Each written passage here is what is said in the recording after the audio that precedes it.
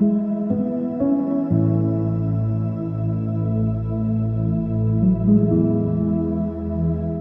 ಕ್ರಿಸ್ತನಲ್ಲಿ ಪ್ರೀತಿಯುಳ್ಳ ದೇವಜನರೇ, ನಿಮ್ಮೆಲ್ಲರನ್ನ ಈ ಪರಿಶುದ್ಧ ಬೆಳಗಿನ ಜಾವದಲ್ಲಿ ತುಂಬ ಹೃದಯದಿಂದ ವಂದಿಸುವನಾಗಿದ್ದೇನೆ.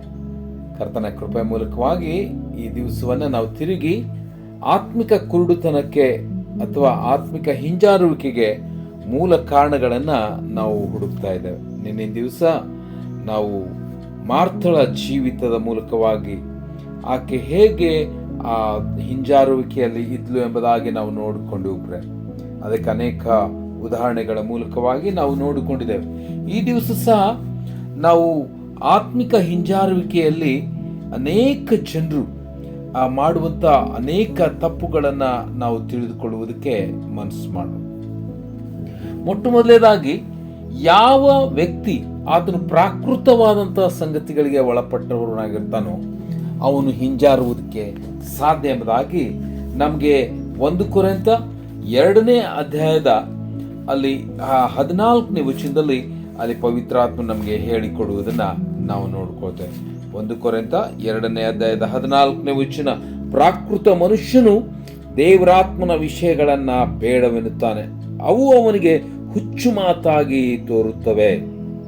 ಅವು ಆತ್ಮ ಸಂಬಂಧವಾಗಿ ವಿಚಾರದಿಂದ ತಿಳಿಯತಕ್ಕವುಗಳಾಗಿರಲಾಗಿ ಅವನು ಅವುಗಳನ್ನ ಗ್ರಹಿಸಲಾರನು. ಅವನಿಗೆ ಗುರ್ತೇ ಆಗುವುದಿಲ್ಲ.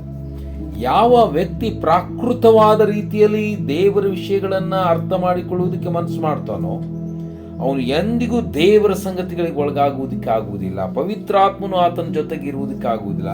ಪವಿತ್ರಾತ್ಮನ ಸಂಗತಿಗಳು ಆತನಿಗೆ ಹುಚ್ಚು ಮಾತಾಗಿ ಕಂಡು ಬರ್ತವೆ ಎಂಬುದಾಗಿ ದೇವರ ವಾಕ್ಯ ನೇರವಾಗಿ. ಅದಕ್ಕಾಗಿ ನಾವು ಬಹಳ ಪ್ರಾಮುಖ್ಯವಾಗಿ ಆತ್ಮಿಕ ಮನುಷ್ಯರಾಗಿ ಪವಿತ್ರಾತ್ಮನಿಗೆ ಅವನ ಅನುಕೂಲವಾಗಿ ಪವಿತ್ರಾತ್ಮನೊಂದಿಗೆ ನಡೆಯುವುದಕ್ಕಾಗಿ ನಮ್ಮ ಜೀವಿತವನ್ನು ಸಮರ್ಪಿಸುವುದು ಅತಿ ಅಗತ್ಯ ಎಂಬುದಾಗಿ ದೇವರ ವಾಕ್ಯ ನಮಗೆ ಕರೆ ಕೊಡುವುದನ್ನು ನಾವು ನೋಡ್ಕೊಳ್ತೇವೆ. ಎರಡನೇದಾಗಿ, ಅನೇಕ ಜನರು ಅವರು ದೇವರ ವಾಕ್ಯ ಮತ್ತು ಪ್ರಾರ್ಥನೆ, ಸಭೆ, ಚರ್ಚ್ಗೆ ಹೋಗುವುದು, ಇವೆಲ್ಲ ವಿಷಯಗಳಲ್ಲಿ ಬಹಳಷ್ಟು ಉತ್ಸಾಹ ಆಸಕ್ತಿ ಉಳ್ಳವರಾಗಿರ್ತಾರೆ.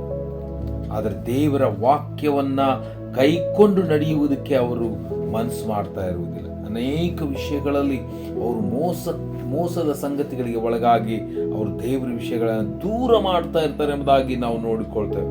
ನಾವು ರೋಮಾಪುರದವರು ಬರೆದ ಪತ್ರಿಕೆ 2ನೇ ಅಧ್ಯಾಯದ 17ನೇ ವಚನದಿಂದ ನಾವು ನೋಡುವಾಗ, ನೀನು ಯಹೂದ್ಯನೆನಿಸಿಕೊಂಡವನು, ಧರ್ಮಶಾಸ್ತ್ರದಲ್ಲಿ ಭರವಸೆ ಇಟ್ಟವನು, ದೇವರ ವಿಷಯವಾಗಿ ಹೊಗಳಿಕೊಳ್ಳುವವನು, ಆತನ ಚಿತ್ತವನ್ನ ಬಲ್ಲವನು, ಧರ್ಮಶಾಸ್ತ್ರದಿಂದ ಉಪದೇಶವನ್ನು ಹೊಂದಿ ಇದು ತಕ್ಕದ್ದು ಅದು ತಕ್ಕದ್ದಲ್ಲವೆಂದು ವಿವೇಚಿಸುವನು ಆಗಿದ್ದಿ.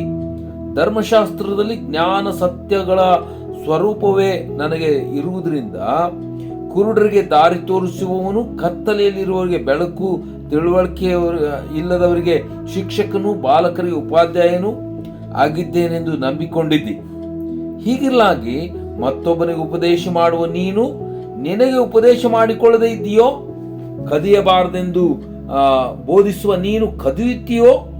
ಹಾದರ ಮಾಡಬಾರದೆಂದು ಹೇಳುವ ನೀನು ಹಾದರ ಮಾಡುತ್ತೀಯೋ?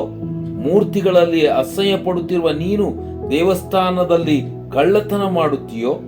ಧರ್ಮಶಾಸ್ತ್ರದಲ್ಲಿ ಅಭಿಮಾನಿಯಾಗಿರುವ ನೀನು ಧರ್ಮಶಾಸ್ತ್ರವನ್ನು ಮೀರಿ ನಡೆದು ದೇವಜನರನ್ನ ಪಡಿಸ್ತೀಯೋ? ದೇವರನ್ನ ಅವಮಾನಪಡಿಸ್ತೀಯೋ? ನಿಮ್ಮ ದೆಸೆಯಿಂದ ಅನ್ಯ ಜನಗಳಲ್ಲಿ ದೇವರ ನಾಮ ದೂಷಣೆಗೆ ಗುರಿಯಾಗಿದೆ ಎಂದು ಬರೆದದೆಯಲ್ಲ. ನೋಡ್ರಿ ಎಷ್ಟು ಕ್ಲಿಯರ್ ಆಗಿ. ಎಷ್ಟೋ ಸಂದರ್ಭ ನಾವು ದೇವರ ವಿಷಯಗಳನ್ನು ಬಹಳಷ್ಟು ತಿಳಿದುಕೊಂಡವರು, ಅನೇಕ ಜನರಿಗೆ ಬೋಧಿಸುವವರು, ಅದ ರೀತಿಯಲ್ಲಿ ನಡೆಯುವರು ಎಂಬುದಾಗಿ ಅನ್ಕೊಳ್ತಾ ಇರ್ತೇವೆ. ಆದರೆ ನಮ್ಮ ವೈಯಕ್ತಿಕ ಜೀವಿತದಲ್ಲಿ ದೇವರಿಗೆ ನಾವು ಪೂರ್ಣವಾಗಿ ದೂರವಾದವರಾಗಿ ದೇವರ ನಾಮವನ್ನ ನಾವು ದೂಷಣೆಗೆ ಗುರಿ ಮಾಡುವಂಥವರಾಗಿರ್ತೇವೆ ಎಂಬುದಾಗಿ ದೇವರಾತ್ಮ ನೇರವಾಗಿ ಹೇಳುವುದನ್ನು ನಾವು ನೋಡ್ಕೋತೀವಿ. ಈ ಕಾರಣ ನಾವು ಬಹಳಷ್ಟು ಎಚ್ಚರಿಕೆಯನ್ನು ವಹಿಸುವ ಮಕ್ಕಳಾಗಿರ್ಬೇಕು. ನನ್ನ ಪ್ರೇರೆ, ಆತ್ಮಿಕ ಹಿಂಜಾರುವಿಕೆಗೆ ಮೂಲ ಕಾರಣ ಏನಂತಂದು ಹೇಳಿದ್ರೆ ನಮ್ಮಲ್ಲಿರುವಂತಹ ಒಂದು ಅಲ್ಪವಾದಂತಹ ಒಂದು ಜೀವಿತ. ನಾವು ಅನೇಕ ಸಂದರ್ಭ ದೇವರ ವಾಕ್ಯಗಳನ್ನೆಲ್ಲ ಓದ್ತೇವೆ, ಅವುಗಳನ್ನು ನಾವು ಬಹಳಷ್ಟು ಪ್ರೀತಿ ಮಾಡುವರು ಅನ್ನುವ ರೀತಿಯಲ್ಲಿ ಇರ್ತೇವೆ. ಆದರೆ ಅವುಗಳನ್ನು ಕೈಕೊಂಡು ನಡೆಯದೇ ಇರುವಂತಹ ಜನರಾಗಿರುವಾಗ ನಮ್ಮ ಜೀವಿತ ಅದು ಕುರುಡುತನಕ್ಕೆ ಬಲಿಯಾಗಿರ್ತದೆ ಎಂಬುದಾಗಿ ಯೆಶಾಯ 8ನೇ ಅಧ್ಯಾಯದ 20ನೇ ವಚನದಲ್ಲಿ ನಮಗೆ ನೇರವಾಗಿ ಆ ಒಂದು ವಿಷಯವನ್ನ ಕರೆ ಕೊಡುವುದನ್ನ ನಾವು ನೋಡಿಕೊಳ್ತೇವೆ. ದೇವರ ಉಪದೇಶವನ್ನ, ದೇವರ ಬೋಧನೆಯನ್ನ ವಿಚಾರಿಸುವ ಎಂದು ಅವರು ಹೇಳದಿದ್ರೆ ಅವರಿಗೆ ಎಂದಿಗೂ ಬೆಳಕಾಗುವುದೇ ಇಲ್ಲ. ಬೆಳಕಿನಲ್ಲಿ ನಡೆಯುವುದಕ್ಕೆ ಅಸಾಧ್ಯ. ದೇವರ ವಾಕ್ಯ ಅವರಿಗೆ ಗೋಚರನೇ ಆಗುವುದಿಲ್ಲ. ಅವರು ತಪ್ಪಾದಂಥ ವ್ಯಕ್ತಿತ್ವದಲ್ಲಿ ನಡೆಯುವುದಕ್ಕೆ ಸಾಧ್ಯ. ಈ ಕಾರಣ ನಾವು ಬಹಳಷ್ಟು ಎಚ್ಚರಿಕೆ ವಹಿಸೋಣ. ಯಾವ ವಿಷಯಗಳಲ್ಲಿ ದೇವರಿಗೆ ಹಿಂದೇಟು ಹಾಕ್ತಾ ಇದ್ದೇವೆ, ನಮ್ಮ ಜೀವಿತವನ್ನು ಹಿಂದಕ್ಕೆ ನಾನು ಹೋಗ್ತಾ ಇದ್ದೇನೆ ಅನ್ನುವಂಥ ಈ ಮನವರಿಕೆಯನ್ನ ನಾವು ಮಾಡಿಕೊಂಡು ಆಳವಾದ ರೀತಿಯಲ್ಲಿ ನಮ್ಮನ್ನು ಪರೀಕ್ಷಿಸಿಕೊಂಡು ದೇವರ ಜೊತೆಗೆ ನಾವು ನಡೆಯುವುದಕ್ಕೆ ನಮ್ಮನ್ನು ಒಪ್ಪಿಸಿಕೊಳ್ಬೇಕು. ಆ ರೀತಿಯಲ್ಲಿ ಆಗುವಂತೆ ಕರ್ತನು ನಿಮ್ಮನ್ನು ಆಶೀರ್ವದಿಸಲಿ. Thank you.